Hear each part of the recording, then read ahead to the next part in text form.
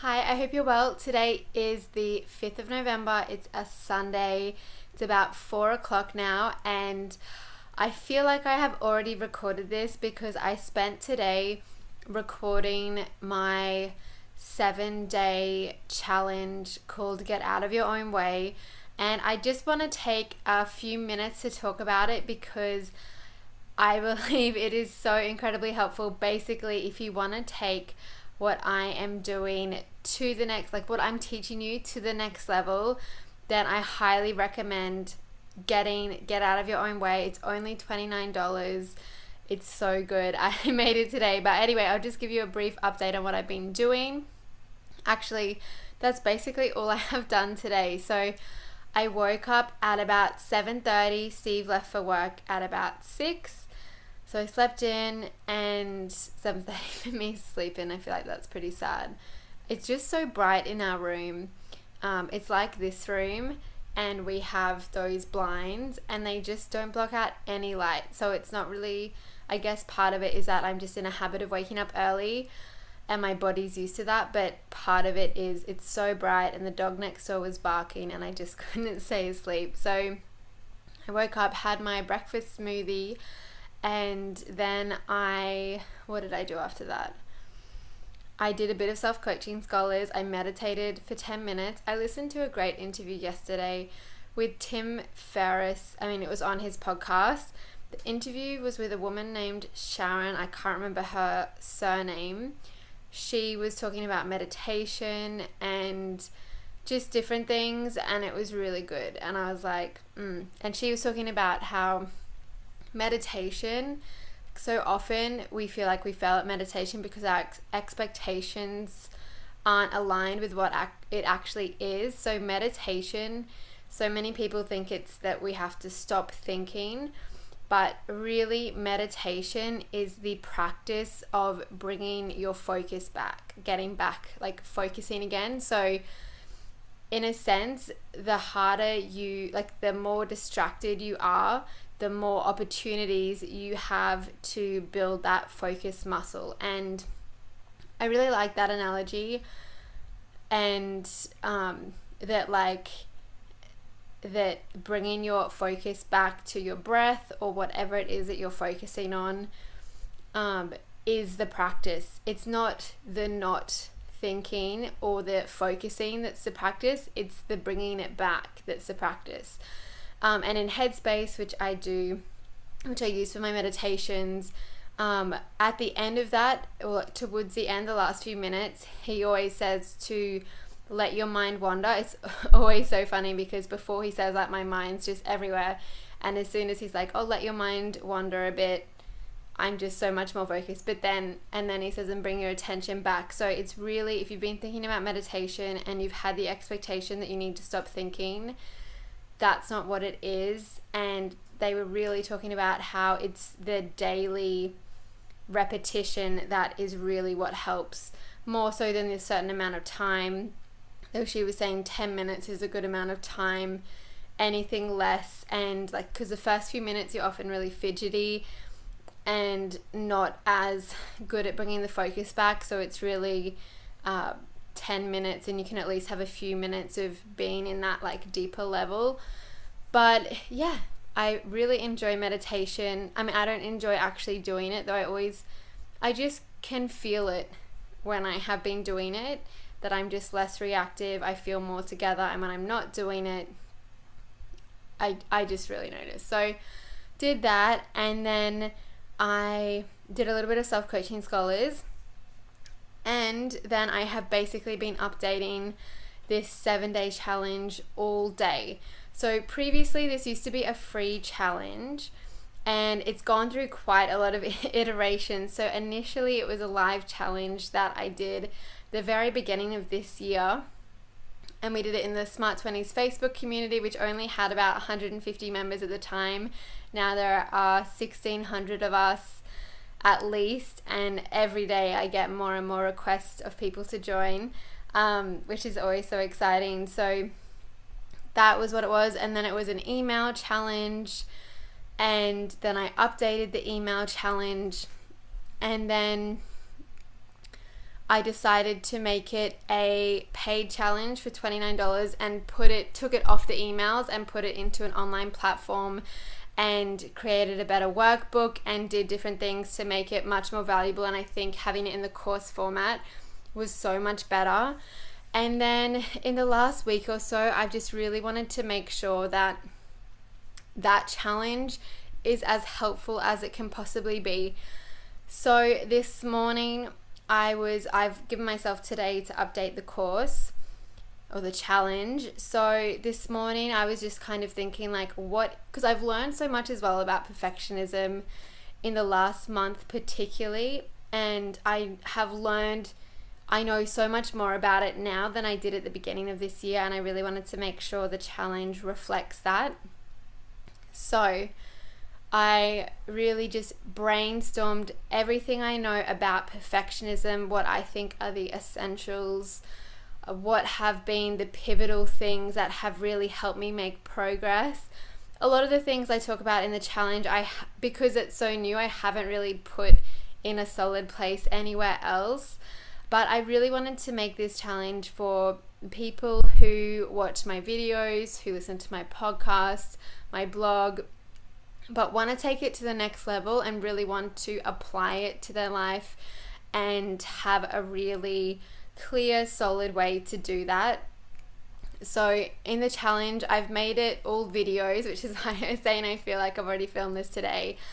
I made 7 videos, one for each lesson, and then also a video explaining what the challenge is about and who it's for. And I am just so proud of it. I feel like I've learned so much. I've really put so much effort into making these videos really concise. I can talk about perfectionism a lot, but I really wanted to get clear on the real essentials. And for each lesson, there's a homework, task, or activity. When I say homework, it's basically just something for you to do before moving on to the next lesson, because often we consume things but we don't apply them. So each lesson has a practical application, and it's really just the things that have had the biggest impact. I've spent so many hours, oh my god, so many hours researching perfectionism, having personal experience with it, reflecting on it, just constantly improving what I know about it. And I'm just so excited to have it in a course. Before it was still really good, but I feel like now it just really encapsulates everything that I have learned about perfectionism and put it into a way that you guys can really, if you want to take it to the next level, apply it. I made sure it was inexpensive so that as many of you as possible can get access to it and can really stop procrastinating and stop living your life for other people, stop feeling overwhelmed, stop knowing what you want to do but not doing it. That's who it's for. So I'll leave a link below if you want to check it out. Make sure you do. It's so good. I'm just so pleased with it. So yeah, that's what I've been doing today. I'm just waiting for all the videos to upload. And I'm just also very proud of the amount of work that I have done today. It's amazing what you can achieve when you're really focused. I haven't been checking my phone. I've been using the Forest app a bit today as well to make sure I don't do that, but actually for the most part, I haven't needed it. I've just been really focused, and yesterday in Self-Coaching Scholars, when I was doing the bit about what was I doing?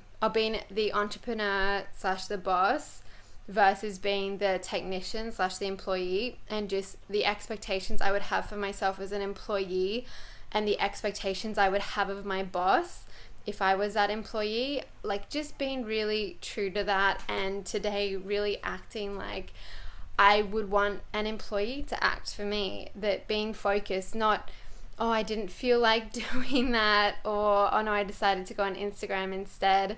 I wouldn't accept that from an employee, and I'm not going to keep accepting that from myself. And it feels great to be productive. I really do feel like I'm at the point where if I don't leave the house or have a little break of some sort, that I might go a bit stir crazy. So it's really hot today, but I think I'm going to go for a nice walk outside, or do something active. Even though I'm already sweating, can you see my face? I'm literally already sweating. But even though I'm already sweating, I just feel like I need to get up a proper sweat. So I'm going to do that. And then Steve and I are going to hang out tonight. He went and saw some friends last night, so I didn't get to spend too much time with him yesterday, but he'll be home tonight. We're still really enjoying Mindhunter.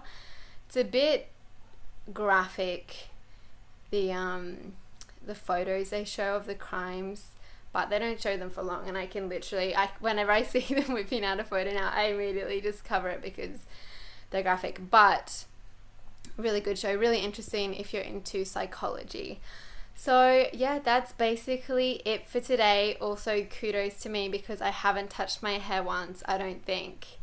I'm really working on not touching my hair. I didn't do it in any of the videos for the 7-day challenge, and I was like, oh, it's not really that hard. I think it's especially just when I look at, like, it's funny because when I'm in person without seeing myself, I also fiddle with my hair all the time. So it's not like just a habit I have when I'm looking at myself. It's a habit I have all the time. And I saw someone on Instagram. She was saying that she filmed a video and she touched her hair so much that she doesn't know if she should refilm it because everyone finds it annoying. And I was like, that's just having to refilm something that was already good because people can't deal with you touching your hair. Like, I get it, but I was just like, no. I don't know. I just was like, that you shouldn't have to refilm something just because you're touching your hair. But anyway, I'm gonna go. I will chat to you tomorrow. It's just been a really productive day. Really happy with it. Yeah, just waiting for all these videos to compress and upload. But yeah, as I was saying, I'm just so happy with everything that I've done. I've completely redone the challenge today in less than 6 hours, and I'm just proud of myself because in the past I would just make that like a big deal in my mind and make it seem overwhelming and just not allow it to be easy. But Kit's really been helping me, my coach, just with allowing things to be easy. And this weekend, I was like, what would it be like if this was easy? And really just letting that be an option. That hustle doesn't have to mean that things take forever. It can just be being really effective and focused and doing things that are good enough without fussing over them and being self-conscious about them. And I'm just also very proud that with the videos, I'm at a point now, and I think these vlogs are also to thank, that I can really comfortably talk to a camera, and I only needed to film each, and I've spoken about perfectionism enough that I can talk about it without a script. So I just had a few dot points and I could record all of these lessons and have them be so helpful with one take for each. And I did just a tiny bit of editing for them. So make sure you check it out if you want to take what I do, what I teach you to the next level. And yeah, I will see you tomorrow. Bye.